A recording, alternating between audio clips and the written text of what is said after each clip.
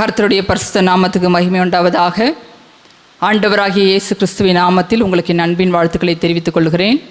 Social மீடியாவின் மூலமாய் பார்த்து கொண்டிருக்கிற தேவ பிள்ளைகள் ஒவ்வொருவருக்கும் நான் இயேசுவின் நாமத்தினாலே வாழ்த்துக்களை தெரிவித்துக் கொள்கிறேன். இந்த நாளிலுமாய் கூட நாம் ஒரு வசனத்தை வாசித்து அதை குறித்து தியானிக்கலாம். இன்றைக்கு அநேகர் பிசாசின் பிடியினாலும், கடன் பிரச்சனையினாலும், வியாதியினாலும், கண்ணீரினாலும், பலவிதமான பிரச்சனைகளோடு கட்டப்பட்ட நிலைமையிலே வாழ்ந்து கொண்டிருக்கிறார்கள். இந்த இக்கட்டான சூழ்நிலையிலிருந்து யார் என்னை விடுதலை செய்ய முடியும் என்று சொல்லி கலங்கி கொண்டிருக்கிறார்கள். இப்படிப்பட்ட விடுவிக்க முடியாத சூழ்நிலையிலே கண்ணீரோடு கவலையோடு வாழ்ந்து கொண்டிருக்கிற உங்களை பார்த்து கர்த்தர் சொல்லுகிறார், நான் உன்னை நிச்சயமாக விடுவிப்பேன் என்று சொல்லுகிறார். எரேமியா 39ஆம் அதிகாரம் 18வது வசனத்திலே கர்த்தருடைய வார்த்தை இப்படியாய் சொல்லுகிறது, உன்னை நிச்சயமாக விடுவிப்பேன் என்று சொல்லி கர்த்தர் சொல்லுகிறார். அவர் விடுவிக்கிற தேவனாய் இருக்கிறார். குமாரன் உங்களை விடுதலையாக்கினால் நீங்கள் மெய்யாகவே விடுதலையாவீர்கள் என்று சொல்லி கர்த்தருடைய வேத வசனம் சொல்லுகிறது. பாவத்தில் இருக்கிற, சாபத்தில் இருக்கிற, பிசாசின் பிடியினாலே கட்டப்பட்டு வியாதியோடு, கண்ணீரோடு, கவலையோடு வாழ்ந்து கொண்டிருக்கிற ஒவ்வொருவரையும் பார்த்து கர்த்தர் சொல்லுகிறார், உன்னை நிச்சயமாக விடுவிப்பேன் என்று சொல்லி. அவர் விடுவிக்கிற தேவனாய் இருக்கிறபடியினால் நம்மை அவர் விடுவித்து பொல்லாதனுடைய கைக்கு தப்புவித்து பலவந்தரின் கைக்கு நீங்களாக்கி விடுவித்து நம்மை அவர் ஆசீர்வதித்து அவருக்கு சாட்சியாக வாழும்படியாய் நம்மை நிறுத்தியிருக்கிறார். அதற்காக நாம் கர்த்தருக்கு நன்றி செலுத்த வேண்டும். அவர் யாரையெல்லாம் விடுவிக்கிறார் என்று சொல்லி வேதத்திலே அநேக இடங்களிலே சொல்லப்பட்டிருக்கிறது. அதிலே 3 காரியங்களை குறித்து இந்த நாளிலே நான் உங்களோடு பேச விரும்புகிறேன். முதலாவதாக அவர் யாரை விடுவிக்கிறார் என்று சொன்னால், அவரிடத்தில் வாஞ்சையாய் இருக்கிறவர்களை அவர் விடுவிப்பார். சங்கீதம் 91ஆம் அதிகாரம் 14வது வசனம் இப்படியாய் சொல்லுகிறது, அவன் என்னிடத்தில் வாஞ்சையாய் இருக்கிறபடியினால் அவனை விடுவிப்பேன். இந்த இடத்திலே கர்த்தர் சொல்லுகிறார், ஆசாபின் மூலமாக சொல்லுகிறார், அவன் என்னிடத்தில் வாஞ்சையாய் இருக்கிறபடினால் நான் அவனை விடுவிப்பேன் என்று சொல்லி கர்த்தருடைய வார்த்தை சொல்லுகிறது. யாரெல்லாம் கர்த்தரிடத்தில் வாஞ்சையாய் இருக்கிறார்களோ அவர்களை எல்லாம் விடுதலை செய்வதற்கு அவர் வல்லமையுள்ளவராய் இருக்கிறார். சகைவை குறித்து நாம் அறிவோம். லூக்கா 19ஆம் அதிகாரம் 1 to 10 வரை அவனை பற்றி வரையுள்ள வசனங்களிலே சகைவை குறித்து நாம் பார்க்கிறோம்.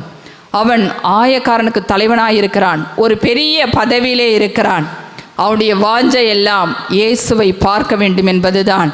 அவன் குள்ளனாக இருந்தபடியினால் இயேசு வருகிறார் என்று கேள்விப்பட்டு எப்படியாகிலும் நான் இயேசுவை பார்த்து விட வேண்டும் என்று சொல்லி அவன் வாஞ்சையோடு இயேசுவை பார்க்கும்படியாக ஓடுகிறான். ஓடிப்போய் அந்த காட்டத்தி மரத்திலே அவன் ஏறி இயேசு எப்படிப்பட்டவரோ என்று சொல்லி பார்க்கும்படியாய் வகையை தேடுகிறான். அவனுடைய வாஞ்சையை கர்த்தர் அறிந்திருந்தபடினால் இயேசு அந்த மரத்தருகே வந்து நின்ற பொழுது அண்ணாந்து பார்த்து சகைவை பார்த்து சொல்லுகிறார், சகைவே, நீ சீக்கிரமாக இறங்கி வா, நான் உன் வீட்டிலே தங்க வேண்டும் என்று சொல்லுகிறார். அவனுக்கு மிகுந்த ஆச்சரியம். கர்த்தர் நம்மை பார்த்து, இயேசு நம்மளை பார்த்து கூப்பிடுகிறாரே, நாம் ஏறி நிற்பது, மறைந்திருப்பது யாருக்கும் தெரியாது என்று சொல்லி நாம் யோசித்து கொண்டிருந்தோம். ஆனால் இயேசு நம்மை பெயர் சொல்லி அழைக்கிறாரே என்று சொல்லி அவன் மிகுந்த சந்தோஷத்தோடு அந்த மரத்தை விட்டு கீழே இறங்கி வருகிறான். இறங்கி வந்து இயேசுவை அவன் சந்தோஷத்தோடே அழைத்து கொண்டு போகிறான். அப்படி அவன் சந்தோஷத்தோடு இயேசுவை அழைத்து கொண்டு போகும் பொழுது கூட இருந்த மனிதர்கள் சொல்லுகிறார்கள், இவர் பாவியான மனுஷனிடத்திலே தங்க போகிறார் என்று சொல்லி. அவன் பாவியாக இருக்கிறான் என்று சொல்லி எல்லாருக்கும் தெரியும், இயேசுவுக்கும் தெரியும். ஆனாலும் இயேசு அவனுடைய பாவங்களை மன்னிக்கும்படியாய், அவனுக்கு பாவத்திலிருந்து ஒரு விடுதலையை கொடுக்கும்படியாய், அவனுடைய வாஞ்சையை கர்த்தர் அறிந்திருந்தபடியினாலே அவனை அழைத்து அவனுடைய வீட்டுக்கு வருகிறேன் என்று சொல்லுகிறார். இந்த வார்த்தையை சகையை கேட்ட பொழுது எல்லாரும் என்னை பாவி என்று சொல்லுகிறார்களே என்ற அந்த வார்த்தையை அவன் கேட்கிறான். கேட்டபொழுது அவனுக்குள்ளாய் ஒரு மனதிலே ஒரு மாறுதல் ஏற்பட்டது. உடனே அவன் சொல்லுகிறான், அவன் கர்த்தரை நோக்கி சொல்லுகிறான். 8வது வசனம் இப்படியாய் சொல்லுகிறது, ஆண்டவரே, என் ஆஸ்திகளில் பாதியை ஏழைகளுக்கு கொடுக்கிறேன். நான் ஒருவனிடத்தில் எதையாகிலும் அநியாயமாய் வாங்கினதுண்டானால் நாளத்தனையாக திரும்ப செலுத்துகிறேன் என்றான். அவனுக்குள்ளாய் ஒரு பாவ உணர்வு வந்தது. அவன் தன்னுடைய பாவத்தை இயேசுவினிடத்திலே அறிக்கையிடுகிறான். ஆண்டவரே, நான் பாவிதான், அநேகரிடத்திலே நான் அநியாயமாய் நான் வாங்கியிருக்கிறேன், ஆனால் இந்த நாளிலே என்னுடைய பாவத்தை நான் அறிக்கையிடுகிறேன் என்று சொல்லி இயேசுவுக்கு முன்பதாக தன்னுடைய பாவத்தை அவன் அறிக்கை செய்துகிறான். அது மாத்திரம் அதை விட்டு விடுகிறான். உடனே இயேசு அதை கண்டார். அவர் சொல்லுகிறார், இன்றைக்கு இந்த வீட்டுக்கு ரட்சிப்பு வந்தது, இவனும் ஆபிரகாமுக்கு குமாரனாய் இருக்கிறானே என்று சொல்லி இயேசு சகைவை பார்த்து சொல்லுகிறதை நாம் பார்க்கிறோம். அவன் தன்னுடைய பாவத்தை அறிக்கையிடுகிறான். இயேசு அவனத்தில் சொல்லவில்லை, நீ உன்னுடைய பாவத்தை அறிக்கையிடு என்று சொல்லி, இல்லை நீ அநியாயமாய் வாங்கினதை மற்றவடத்தை திருப்பி கொடு என்று சொல்லி யாரும் அவனிடத்தில் சொல்லவில்லை. அவனுக்குள்ளாய் ஒரு பாவ உணர்வு ஏற்பட்டது. நான் பாவி என்று அவன் தன்னைத்தான் ஒத்துக்கொள்ளுகிறது மாத்திரமல்ல, இயேசுவை பார்த்து தன்னுடைய பாவங்களை அறிக்கையிடுகிறான். அன்றைக்கு பாவத்திலிருந்து அவன் ஒரு விடுதலையை பெற்று ரட்சிக்கப்பட்டவனாக அவன் வாழ்கிறதை நாம் பார்க்கிறோம். இன்றைக்கு மிகப்பெரிய ஆசீர்வாதம் நம்முடைய வாழ்க்கையில் என்னவென்றால், பாவத்திலிருந்து விடுதலை பெறுவதுதான். உலக பிரகாரமான ஆசீர்வாதங்கள் இருக்கலாம், எது இருந்தாலும் ரட்சிக்கப்படாவிட்டால் ஒன்றும் கிடையாது. கர்த்தருடைய வேத வசனம் சொல்லுகிறது, எல்லாரும் பாவம் செய்து தேவ மகிமையற்றவர்களாய் நாம் இருக்கிறோம் என்று சொல்லி, அந்த பாவத்திலிருந்து நமக்கு ஒரு விடுதலை வேண்டும் என்று சொன்னால் ஆண்டவராகிய இயேசு கிறிஸ்துவினால் மாத்திரமே முடியும். அவருடைய இரத்தம் மாத்திரமே நம்முடைய பாவங்களை கழுவி சுத்திகரிக்கும் என்று சொல்லி வேதம் சொல்லுகிறது. ரட்சிப்பினுடைய நிச்சயம் இல்லாமல் நாம் பரலோகத்துக்கு செல்ல முடியாது. நம்முடைய நோக்கம் எல்லாம் எப்படியாகிலும் நாம் பரலோகத்திற்கு போக வேண்டும் என்பதுதான். அந்த வாஞ்சை தான் நமக்குள்ளாய் காணப்படுகிறது. அப்படி செய்ய வேண்டும் என்று சொன்னால், அந்த வாஞ்சை நிறைவேற்றப்பட வேண்டும் என்று சொன்னால், நாம் நம்முடைய பாவங்களை இயேசுவினிடத்திலே அறிக்கையிட வேண்டும். அப்படி அறிக்கையிடும் பொழுது கர்த்தர் நம்முடைய பாவங்களை மன்னித்து நமக்கு ரட்சிப்பின் சந்தோஷத்தை கொடுப்பதற்கு அவர் வல்லமையுள்ளவராய் இருக்கிறார். ரட்சிப்பு என்பது நமக்கு தேவ பலனாய் இருக்கிறது. அது நம்மை பலப்படுத்துகிற ஒரு காரியமாக காணப்படுகிறது. எனவே இந்த நாளிலே அந்த சகேயுவுக்கு இருந்த ஒரே ஒரு வாஞ்சை, எப்படியாகிலும் நான் இயேசுவை பார்த்து விட வேண்டும் என்பதுதான். கர்த்தர் அவனுடைய வாஞ்சை அறிந்து அதை நிறைவேற்றினார். அது மாத்திரமல்ல, அவனுடைய பாவ வாழ்க்கையிலிருந்து ஒரு விடுதலையை கொடுத்தார். ஏரெல்லாம் இயேசுவை நோக்கி வாஞ்சையோடு கூப்பிடுகிறார்களோ, அவருடைய பாவங்களை மன்னித்து அவருடைய தேவைகளை சந்திப்பதற்கு என் ஆண்டவராகிய இயேசு கிறிஸ்து வல்லமையுள்ளவராயிருக்கிறார். அவர் நேற்று சகைக்கு செய்த அற்புதத்தை இன்று நம்முடைய வாழ்க்கையிலும் செய்வதற்கு நம்முடைய தேவன் போதுமானவராய் இருக்கிறார்.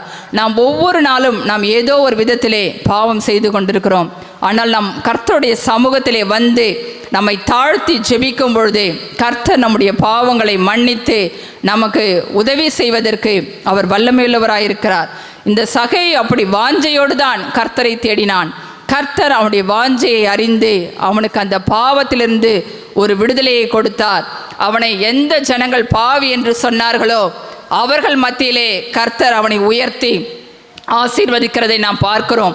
அவனுடைய வீட்டிற்குள்ளாய் சென்று அந்த குடும்பத்திற்கு அவர் ரட்சிப்பின் சந்தோஷத்தை கொடுப்பதற்கு அவர் வல்லமையுள்ளவராயிருக்கிறார். எனக்கு அன்பான தேவ பிள்ளைகளே, இந்த நாளிலுமாய் கூட நாம் ஏதோ ஒருவித பாவத்தினாலே கஷ்டப்பட்டு வேதனையோடு தவித்து கொண்டு இருக்கலாம். நாம் கர்த்தரை நோக்கி கூப்பிடும் பொழுது, நம்முடைய பாவங்களை நாம் கர்த்தரிடத்திலே அறிக்கையிடும் பொழுது கர்த்தர் நம்முடைய பாவங்களை மன்னித்து நமக்கு ரட்சிப்பின் சந்தோஷத்தை கொடுப்பதற்கு அவர் வல்லமையுள்ளவராயிருக்கிறார். நம்முடைய வாஞ்சை எல்லாம் ஆண்டவராகிய இயேசு கிறிஸ்து தான். இயேசுதான் நம்மை பாவத்திலிருந்து விடுதலை செய்ய முடியும். வேறு எந்த ஒரு மனிதரும் நம்மை பாவத்திலிருந்து விடுதலை செய்ய முடியாது. எனவே நாம் பரலோகத்திற்கு போக வேண்டும் என்கிற வாஞ்சையோடு வாழ்ந்து கொண்டிருக்கிற நாம் இயேசுவை நோக்கி கூப்பிடும் பொழுது கர்த்தர் நம்முடைய பாவங்களை மன்னித்து நம்மை விடுதலை செய்வதற்கு அவர் வல்லமையுள்ளவராயிருக்கிறார். இரண்டாவதாக சங்கீதம் 72 அதிகாரம் 12வது வசனத்திலே இப்படியாய் சொல்லப்பட்டிருக்கிறது, கூப்பிடுகிற எளியவனையும் உதவியற்ற சிறுமையானவனையும் அவர் விடுவிப்பார்.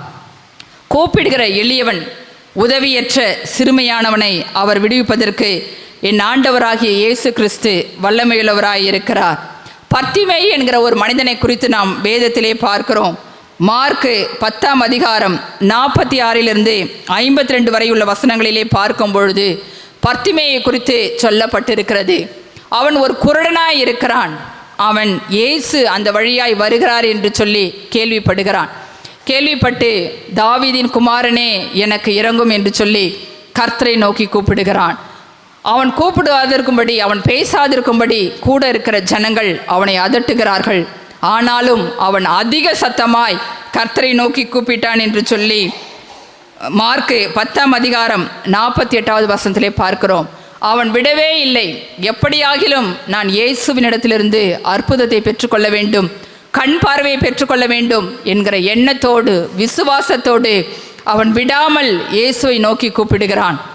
அந்த சத்தம் இயேசுனுடைய காதுகளிலே விழுந்தது. ஏனென்றால் அவர் கூப்பிடுகிற எளியவனையும் உதவியற்ற சிறுமையானவனையும் விடுவிக்கிற தேவனாய் இருக்கிறபடினால் அவரை நோக்கி கூப்பிட்ட அந்த பர்த்திமேயு குருடனுக்கு கர்த்தர் இரக்கம் பாராட்டுகிறார். அவர் அந்த இடத்திலே நிற்கிறார். அவர் நடந்து கொண்டிருந்த இயேசு அந்த இடத்திலே நின்று பர்த்திமேயு குருடனை தம்மிடத்திலே அழைத்து வரும்படி சொல்லுகிறார். உடனே யாரெல்லாம் அவனை திட்டினார்களோ அத்தனை பேரும் அவனிடத்தில் வந்து, எழுந்திரு, இயேசு உன்னை அழைக்கிறார் என்று சொல்லி கூப்பிடுகிறார்கள். உடனே அவன் சந்தோஷத்தோடு, நான் எப்படியாகிலும் இயேசு எனக்கு சுகத்தை தருவார் என்கிற விசுவாசத்தோடு இயேசுவிடத்திலே செல்கிறான். இயேசு அவனை பார்த்து சொல்லுகிறார், நீ போகலாம், உன் விசுவாசம் உன்னை ரட்சித்தது என்று சொல்லி சொல்லுகிறார். உடனே அவன் பார்வையடைந்தவனாய் இயேசுவுக்கு பின் சென்றான் சொல்லி இந்த வேத வசனங்களின் வாயிலாக நாம் தெரிந்து கொள்ளுகிறோம்.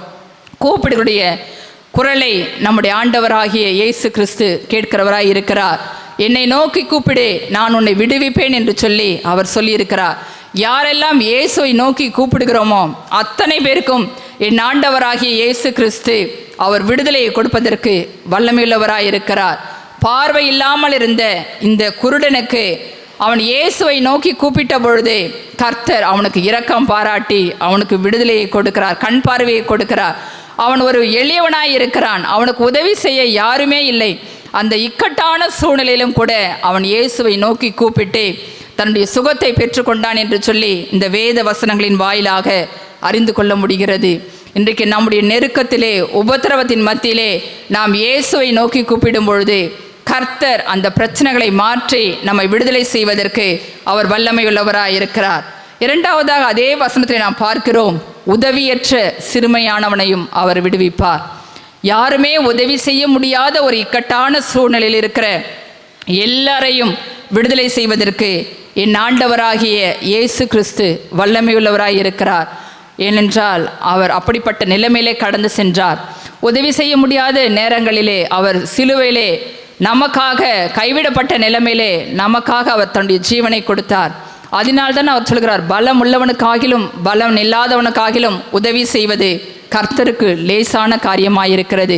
நாம் எந்த நிலைமையில் இருந்தாலும், எப்படிப்பட்ட இக்கட்டான சூழல் இருந்தாலும் நம்மை விடுதலை செய்வதற்கு, உதவி செய்வதற்கு என் ஆண்டவராகிய இயேசு கிறிஸ்து வல்லமையுள்ளவராய் இருக்கிறார். யோவான் 5ஆம் அதிகாரத்திலே நாம் 38 வருடமாய் வியாதியாயிருந்த ஒரு மனிதனை குறித்து பார்க்கிறோம். பாருங்க, அவனுக்கு உதவி செய்ய யாருமே இல்லை. ஒரு இக்கட்டான நிலைமையிலே, அவன் கைவிடப்பட்ட நிலைமையிலே அந்த பெதஸ்தா குளத்தருகே படுத்து கொண்டிருக்கிறான்.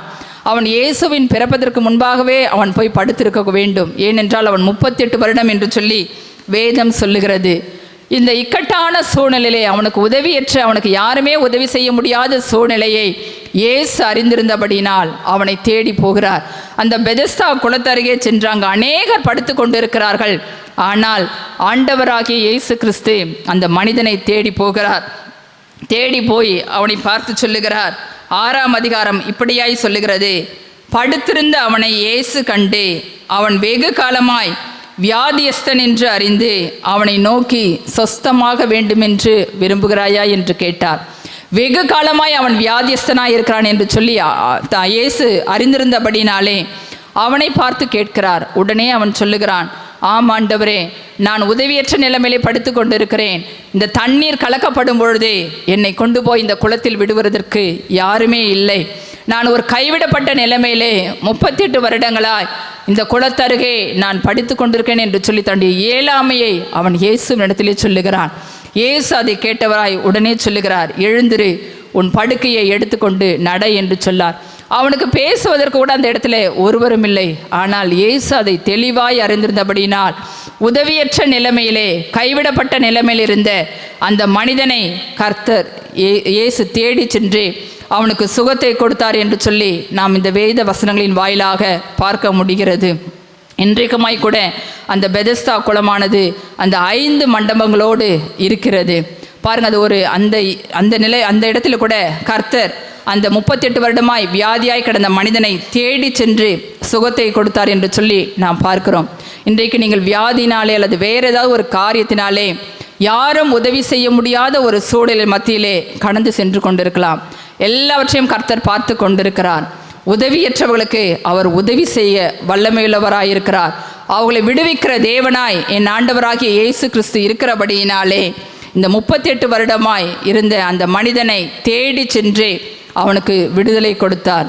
இன்றைக்கும் அவர் நமக்கும் உதவி செய்ய வல்லமையுள்ளவராய் இருக்கிறார்.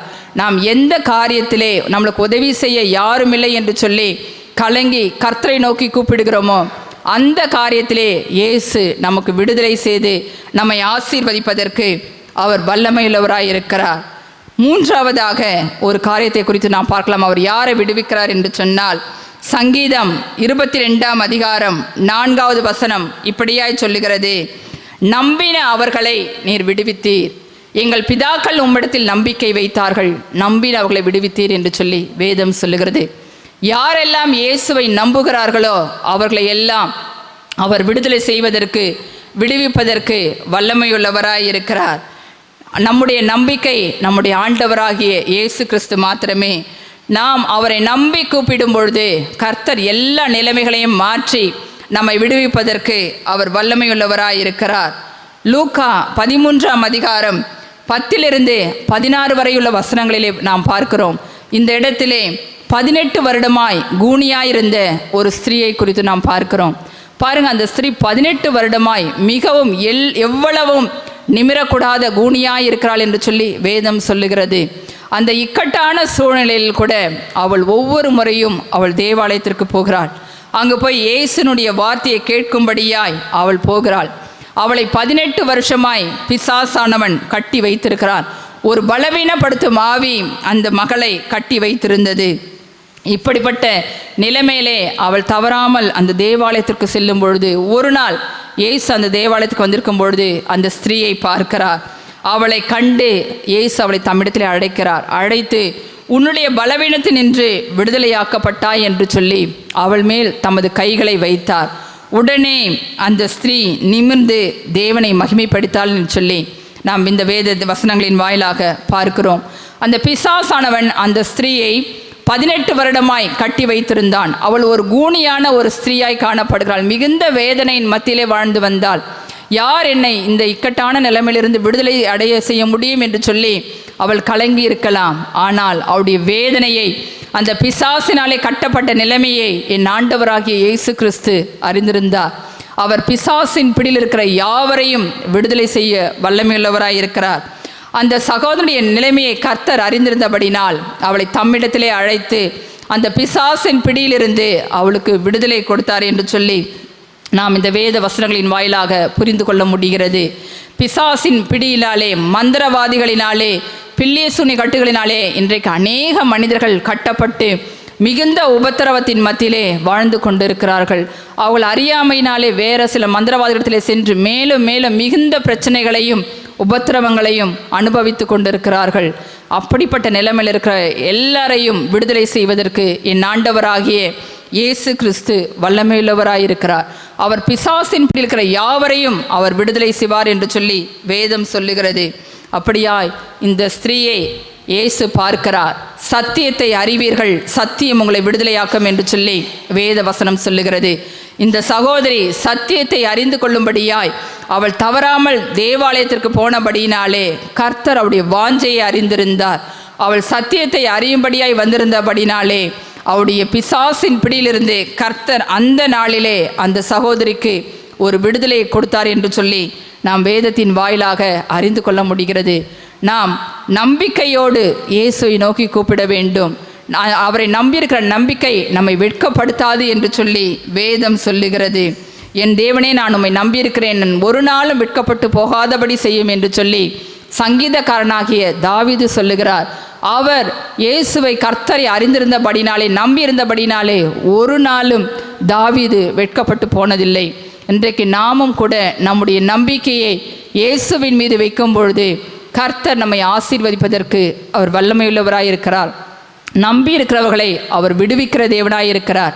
பிசாசின் பிடியில் இருக்கிற யாராக இருந்தாலும், எந்த இக்கட்டான சூழ்நிலை இருந்தாலும் பிசாசின் கிரியைகளை கர்த்தர் அழித்து இந்த நாளிலே அவர் விடுதலை கொடுப்பதற்கு ஆயத்தமுள்ளவராயிருக்கிறார். நாம் செய்ய வேண்டிய காரியம், நாம் சத்தியத்தை அறிந்து கொள்ள வேண்டும்.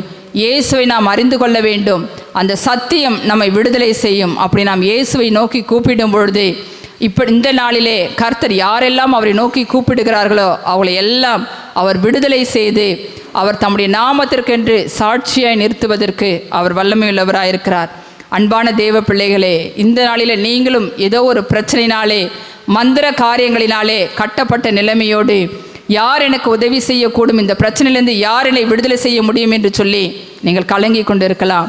நீங்கள் செய்ய வேண்டிய காரியம், ஆண்டவராகிய இயேசு கிறிஸ்துவை நோக்கி கூப்பிடுங்கள்.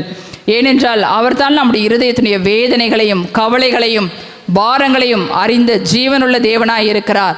நீங்கள் அவரை நோக்கி கூப்பிடும் பொழுது கர்த்தர் உங்களை அந்த பிசாசின் பிடியிலிருந்து விடுதலை செய்து அவருடைய நாமத்திற்கென்று உங்களை சாட்சியாய் நிறுத்துவார். நீங்கள் விசுவாசத்தோடு இயேசுவை நோக்கி கூப்பிடும் பொழுது கர்த்தர் உங்களுடைய பிரச்சனைகளை மாற்றுவதற்கு அவர் வல்லமையுள்ளவராய் இருக்கிறார். எப்படி அந்த பத்திமேயு குருடனுக்கும் 38 வருடமாய் வியாதியாய் இருந்த அந்த சகோதரனுக்கும் கர்த்தர் சுகத்தை கொடுத்து விடுதலையை கொடுத்து அவளை சாட்சியாய் நிறுத்தினாரோ, அதே போல இந்த நாளிலும் நீங்கள் இயேசுவை நோக்கி கூப்பிடும் பொழுது கர்த்தர் உங்களுடைய வியாதியிலிருந்தும் பிரச்சனைகளிலிருந்தும் கட்டுகளிலிருந்தும் பாவத்திலிருந்தும் விடுதலை கொடுப்பதற்கு என் ஆண்டவராகிய இயேசு கிறிஸ்து வல்லமையுள்ளவராய் இருக்கிறார். நீங்கள் அவரை நோக்கி கூப்பிடுங்கள். கர்த்தர் உங்களை எல்லா தீமைக்கும் விலக்கி அது மாத்திரமல்ல, உங்களை நிச்சயமாக விடுதலை செய்து தம்முடைய நாமத்திற்கென்று கர்த்தர் சாட்சியாய் நிறுத்துவார். கர்த்தர் தாமே இந்த வேத வஸ்திரங்களை ஆசீர்வதிப்பாராக. நாம் ஜெபிக்கலாம். அன்பின் தகப்பனே, நன்றியோடு துதிக்கிறேன் ஆண்டவரே, ஸ்தோத்திரிக்கிறேன் அப்பா. விசேஷமாய் ஆண்டவரே, நான் உன்னை நிச்சயமாக விடுவிப்பேன் என்று சொல்லி நீர் வாக்குத்தத்தம் செய்தீரே.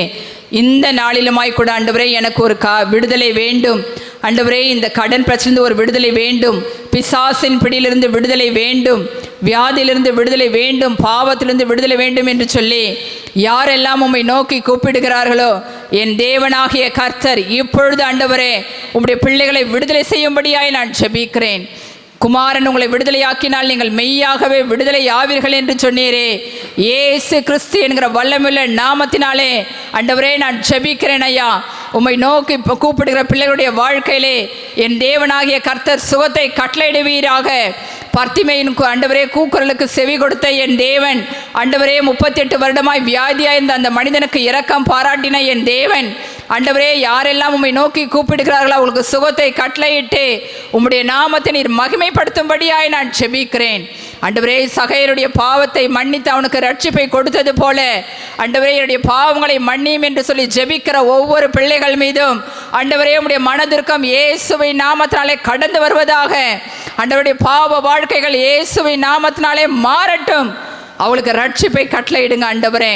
உம்மை நம்பி இருக்கிற பிள்ளைகளை ஆண்டவரே விடுதலை செய்யும்படியாய் நான் ஜெபிக்கிறேன். பிசாசினாலே கட்டப்பட்ட ஆண்டவரே எனக்கு உதவி செய்ய யாருமில்லை என்று சொல்லி கண்ணீரோடு வாழ்ந்து கொண்டிருக்கிற ஒவ்வொருவருக்காய் நான் ஜெபிக்கிறேன். ஆண்டவரே, பிசாசின் கிரியைகளை அழிக்கும்படி வெளிப்பட்ட நசரேயனாகிய தேவகுமாரனே ஆண்டவரே, அப்படிப்பட்ட பிள்ளைகள் மீது உம்முடைய மனதுருக்கம் ஆண்டவரே கடந்து வரட்டும் ஐயா. அவருடைய பிசாசின் கிரியைகளில் நீர் ஒரு விடுதலை கட்டளையிடுவீராக. ஆண்டவரே, எல்லா மந்திர கிரியைகளையும் நீர் முறித்து நிர்மூலமாக்கி போடுங்க ராஜா. விடுதலையை கொடுப்பீராக. நிச்சயமாக உன்னை விடுவிப்பேன் என்று சொன்ன என் தேவன் தாமே ஆண்டவரே, இந்த நாளிலே ஒரு விடுதலையை கொடுத்து அவளை ஆசீர்வதியும் ஆண்டவரே. உம்முடைய நாமத்திற்கென்று சாட்சிய நிறுத்தும் வந்திருக்கிற ஒவ்வொருவரையும் ஆசீர்வதிங்க. நீர் அப்படியே செய்வீர் என்று நான் விசுவாசிக்கிறேன் ஆண்டவரே. இயேசு கிறிஸ்துவின் வல்லமையுள்ள நாமத்தில் ஜெபிக்கிறேன் நல்ல பிதாவே, ஆமென்.